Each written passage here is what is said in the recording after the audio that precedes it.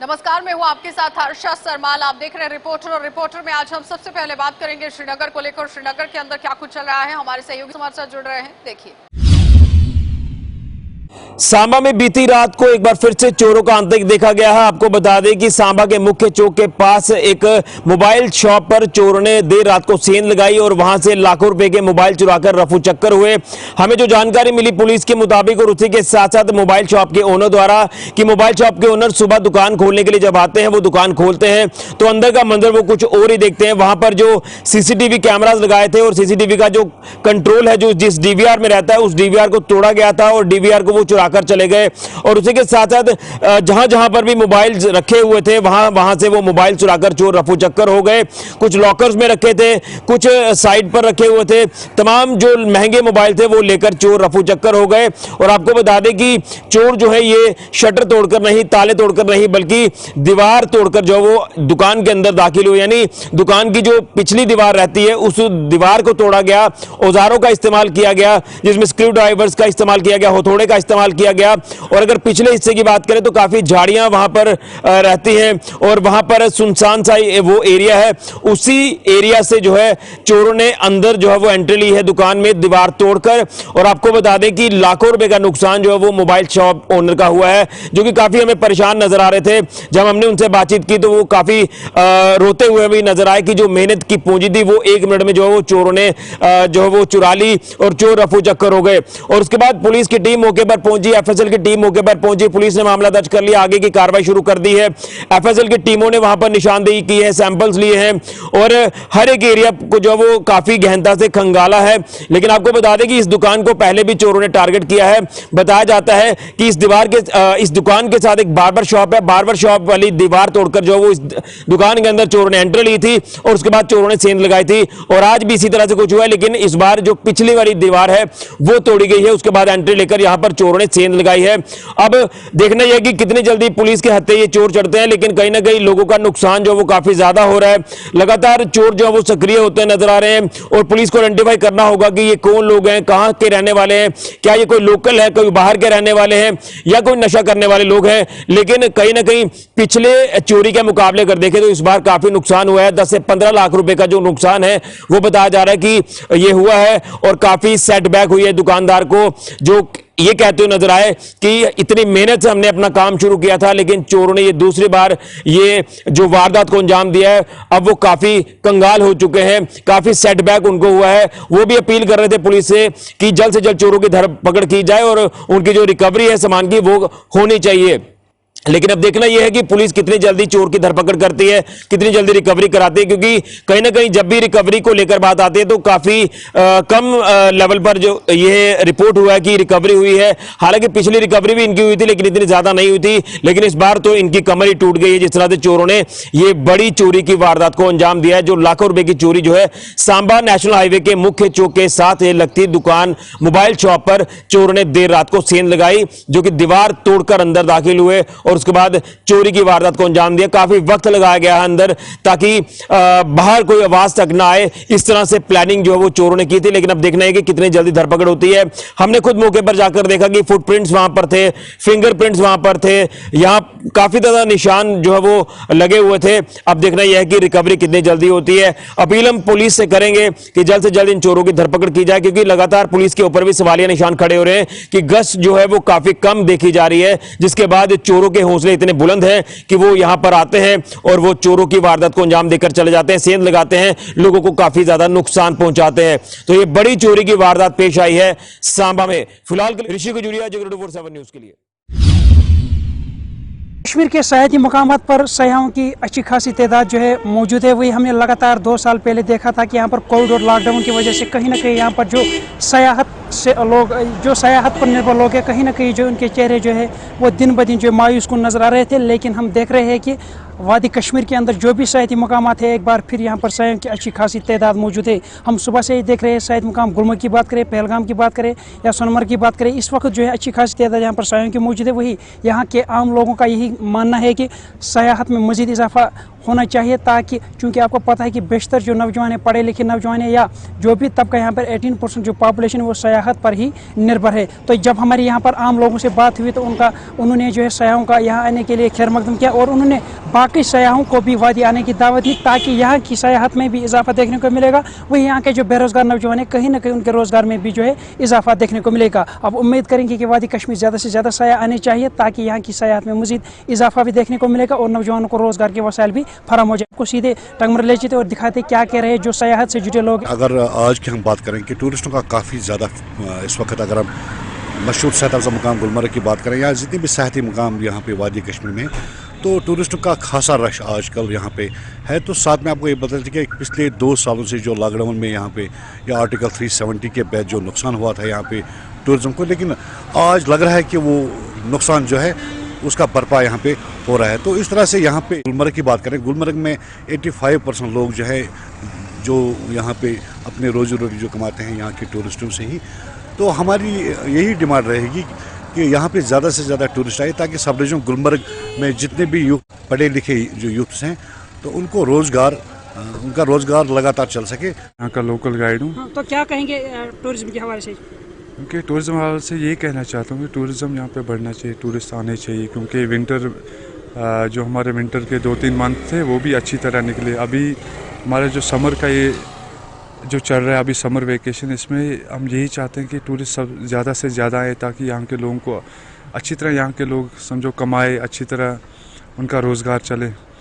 तो यही गुजारिश कि टूरिस्ट आने चाहिए ज़्यादा से ज़्यादा यहाँ पे, ताकि यहाँ के जो गाइड इतना समझो पूरे 99% यहाँ के जो टंगमर्ग के लोकल लोग हैं ये सब इसी पे टूरिज़्म पे ही डिपेंड रखते हैं, क्योंकि इनका रोज़गार ही यही है। क्योंकि टूरिज़्म बढ़ना चाहिए, टूरिस्ट आने चाहिए अच्छी तरह। आहिस्ता आहिस्ता टूरिस्ट आ रहे हैं अच्छी तरह यहाँ पे, क्योंकि जब से लॉकडाउन हुआ है तब से हम लोग समझो घर पे ही बैठे हैं, रोज़गार नहीं था।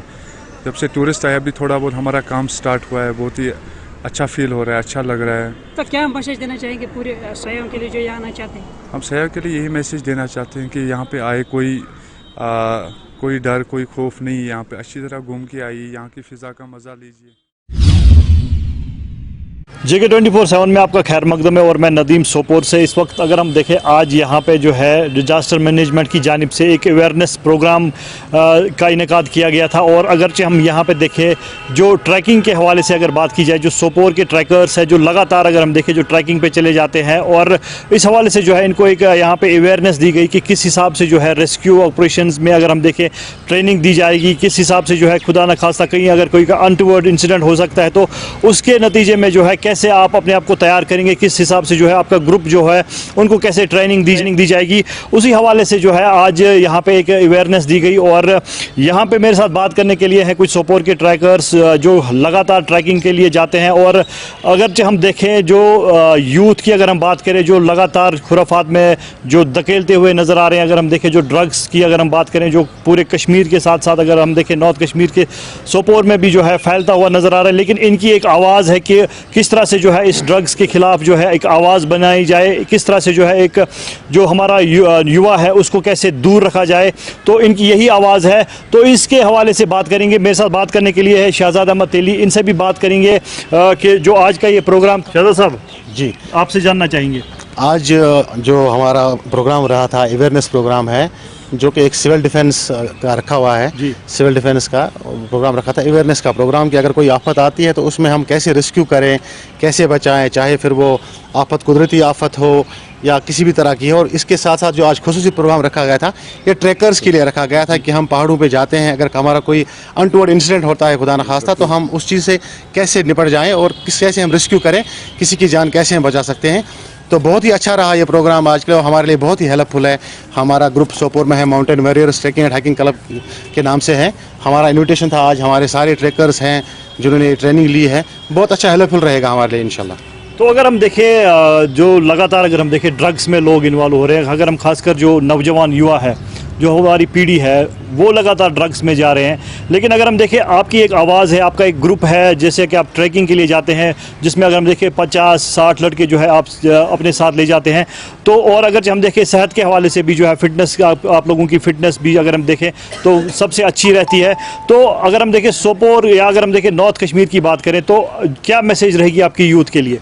देखिए आजकल तो ये पूरे कश्मीर में ड्रग्स को लेके बड़ा है, नौजवानों में ड्रग्स का है। हमारे यहाँ सोपोर के आसपास में अगर देखेंगे तो बहुत सारा है और उनसे जवान इसमें मुब्तला हो रहे हैं। हम कोशिश करते हैं कि हम उनको ये मैसेज दें या उनसे हम बात करते हैं कभी कभार, अगर कोई हमारे पास आता है कि वो ये सब चीज़ नशा छोड़ें, ट्रैकिंग की तरफ आए या किसी भी सपोर्ट्स में जाए। ज़रूरी नहीं है ट्रैकिंग है, बाकी सपोर्ट्स है, एक्टिविटीज़ है, उसमें जाएँ। और बहुत सारे हमारे साथ जुड़ भी रहे हैं, हम आते रहते हैं, हर संडे को हमारा ट्रैक होता है। और हम आपकी वसाकत से अपील करना चाहते हैं कि हमारे साथ जो भी जुड़ना चाहे ट्रैकिंग के लिए वो आ जाएं हमारे साथ, उनका मोस्ट वेलकम होगा। तो मेरे साथ मुख्तार साहब भी है। मुख्तार साहब भी एक नौजवान है और लगातार अगर हम देखें स्पोर्ट्स के साथ साथ इनका जो है ट्रैकिंग में भी जो है अच्छा खासा रोल रहता है। तो मुख्तार साहब से जानने की कोशिश करेंगे। जी देखिए, ट्रैकिंग एक ऐसी चीज़ है नदीम साहब जिससे इंसान फिजिकली और मेंटली फिट रहता है। देखिए बिफोर ट्रैकिंग अपनी अगर मैं लाइफ की बात करूं तो कुछ और थी, अब कुछ और है। तो हम तमाम नौजवान यूथ से ये अपील करते हैं कि वो ट्रैकिंग की तरफ आए।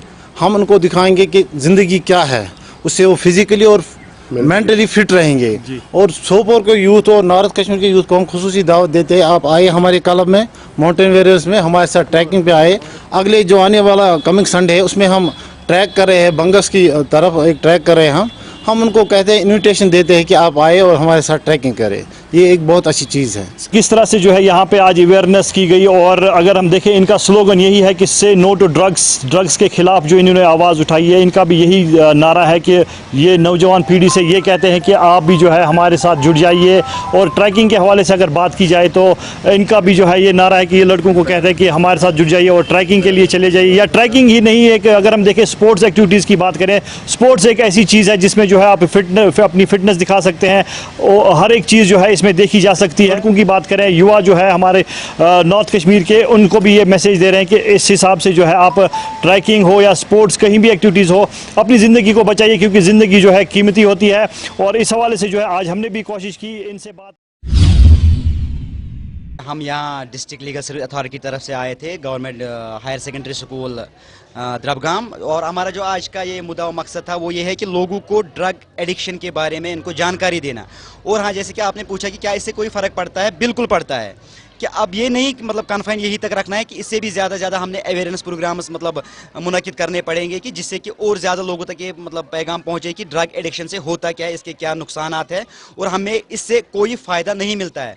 बिल्कुल इससे हमें फ़ायदे मिलते हैं कि लोगों तक ये बात जाती है। आज यहाँ पे स्टूडेंट्स ने सुना, ये जाके अब दूसरों तक ये बात पहुँचाएंगे तो इससे ना मतलब सारे आवाम में ये बात फैल जाएगी कि ड्रग एडिक्शन से क्या क्या नुकसान हमें उठाने पड़ते हैं। बिल्कुल पड़ा है इसके। अब मतलब देखिए कि अगर हम देखेंगे जहाँ पे हमने प्रोग्राम्स किए हैं लोगों तक ये बात जाती है, क्योंकि अक्सर लोग इससे ना बेखबर होते हैं कि इसके नुकसानात क्या है। ज़्यादातर लोग इसके फ़ायदे ही समझते हैं, लेकिन इसके नुकसानात जब हम लोगों तक पहुँचाते हैं तो सीधी सी बात है कि इसके मतलब नताइज हमें पॉजिटिव ही आ जाते हैं। बिल्कुल, अभी हम द्रबगाम पुलवामा में है, हायर सेकेंडरी में है, जहाँ पे आज अवेयरनेस कैंप का इनेकाद किया गया था। जो ड्रग्स के खिलाफ जो मुहिम छेड़ी गई है वो लीगल जो कोर्ट है वहाँ से ये इनेकाद किया गया है, जिसमें बहुत सारे बच्चों ने भी हिस्सा लिया। उसी के साथ साथ जो यहाँ के वकील भी है उसमें भी उन्होंने भी हिस्सा लिया, जो उसातिज़ा किराम है उन्होंने भी हिस्सा लिया। लेकिन उसातिज़ा किराम के साथ साथ पेरेंट्स का बहुत बड़ा रोल बनता है। अगर उनका बच्चा घर से निकलता है तो उनको भी देखना चाहिए क्या वो स्कूल जाता है या हायर सेकेंडरी जाता है या कॉलेज जाता है।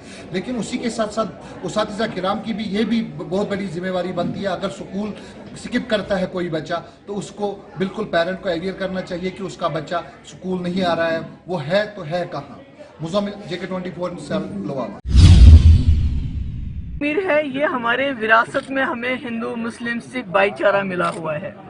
यहाँ मंदिर, मस्जिद, गुरुद्वारा, ज़ियारतें एक ही जगह, अजान भी होती है, घंटी भी बजती है मंदिर से और गुरुद्वारे से पूजा पाठ भी होता है।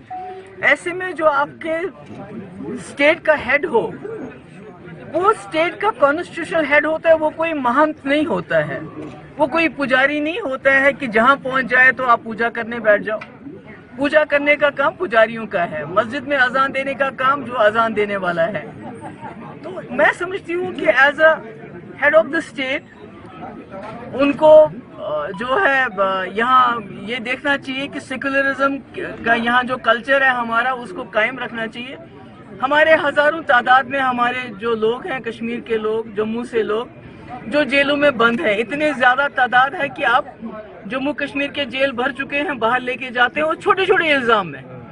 तो यहाँ जब गवर्नर साहब खुद ही कानून तोड़ते हैं, जो रूल्स एंड रेगुलेशन से उनकी धज्जियां उड़ाते हैं, एक ऐसी जगह पे पूजा करते हैं जो आर्कियोलॉजिकल डिपार्टमेंट के पास जो हमारी साइट है जहां पूजा करना जो मना है, तो जब वो खुद ही कानून तोड़ेंगे तो बाकी लोगों को क्या कानून सिखाते हैं।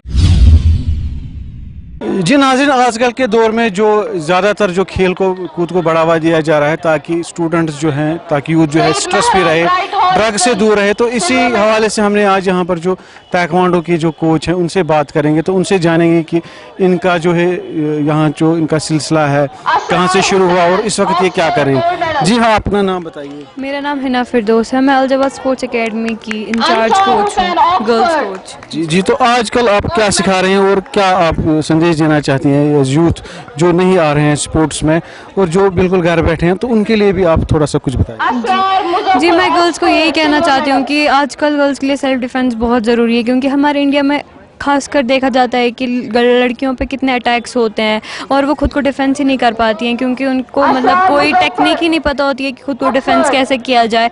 मैं बस इन गर्ल्स को यही कहना चाहती हूँ कि वो स्पोर्ट्स में जितना हो सके वो स्पोर्ट्स में आए और अपना मतलब टाइम स्पोर्ट्स में भी दे। जितना उनके लिए स्टडीज़ भी ज़रूरी है उतना ही स्पोर्ट्स भी उनके लिए मतलब ज़रूरी है। सो मैं उनको यही कहना चाहती हूँ कि वो आए स्पोर्ट्स में, अपना हाफ टाइम दे स्पोर्ट्स में, हाफ टाइम अपनी स्टडीज़ में दे। तो अगर हम बात करें तो आपने जो खुद क्या कोई खेल खेला है क्या, इंटरनेशनल या नेशनल आपने कुछ जीता है? जी, मैंने नेशनल खेला है जी, वहाँ पे मैंने गोल्ड मेडल निकाला था नेशनल्स में। I am national player. So मैं अब यहाँ पे इनको अलजवाद स्पोर्ट्स एकेडमी में ट्रेनिंग देती हूँ गर्ल्स को। यहाँ पे हमारे मतलब मैं पेरेंट्स को यही बोलना चाहती हूँ गर्ल्स को कि वो आए हमारी एकेडमी में। वहाँ पे जो भी वहाँ पे ये है, वहाँ पे गर्ल्स के लिए अलग रूम है, बॉयज़ के लिए अलग हॉल है। वहाँ पे कोई भी बॉयज़ और गर्ल्स का इंटरेक्शन नहीं होता है, खाली बॉयज़ अलग वहाँ पे प्रैक्टिस करते हैं, गर्ल्स को अलग प्रैक्टिस दी जाती है। पेरेंट्स को कोई डरने की ज़रूरत नहीं है, वहाँ पे उनकी बच्चियाँ एकदम सेफ है। वो आएँ और हमारे अपने एकेडमी में खुद नज़र दें एक बार कि हमारे वहाँ पे कैसे प्रैक्टिस करवाई जाती है। शुक्रिया जी। हमारे साथ ये होनहार खिलाड़ी थी और जो कि कोच भी है यहाँ पर एकेडमी की, तो उनका यही कहना था कि बिल्कुल सेल्फ डिफेंस के लिए जो भी लड़कियां हैं, गर्ल्स हमारे साथ आए, जुड़े और खेल देखें वो और स्टडी भी करें, लेकिन स्पोर्ट्स की तरफ भी रागी हों और सेल्फ डिफेंस जो है आजकल लड़कियों में बहुत ज़्यादा ज़रूरी है। JK 24/7 के लिए मैं बड़गाम से ज़हूर हुसैन। चलिए, तो फिलहाल आपने देखा कि अलग अलग जिलों से आपको रूबरू करवाने की कोशिश की गई है, लेकिन महज यहाँ सिर्फ और सिर्फ रूबरू होकर ही काम नहीं चलेगा। सरकार को, प्रशासन को अमल करना बहुत जरूरी है, क्योंकि जो आम लोग हैं उन्हें किस तरह से समस्याओं का सामना करना पड़ रहा है, इस पर काम करना बहुत जरूरी है। आप देखते रहिए कार्यक्रम।